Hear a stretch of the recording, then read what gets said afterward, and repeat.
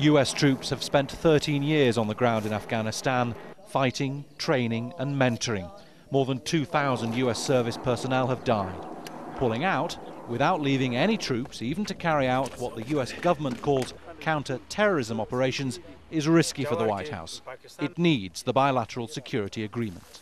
It appears that the US is engaged with Afghanistan and is determined to have a long-term footprint in Afghanistan.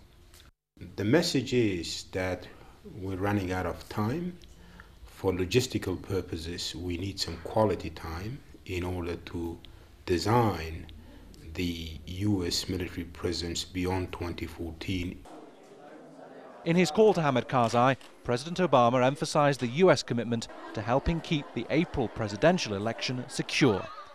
The 2009 poll was marred by allegations of widespread fraud.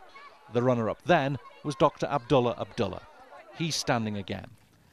In his phone call, the US president made clear that he's not backing any particular candidate.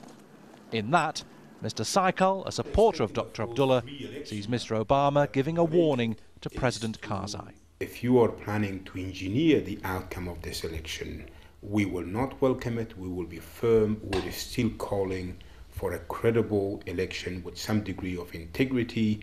We're still looking forward to see a popular government emerging from this election. If the US does pull out its troops, then other foreign governments are likely to follow suit. All the contenders in the presidential election say they'll sign the bilateral security agreement.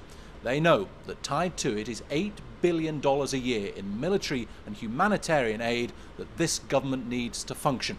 But without foreign troops on the ground to help keep an eye on how that money's spent, then their governments are unlikely to release the cash.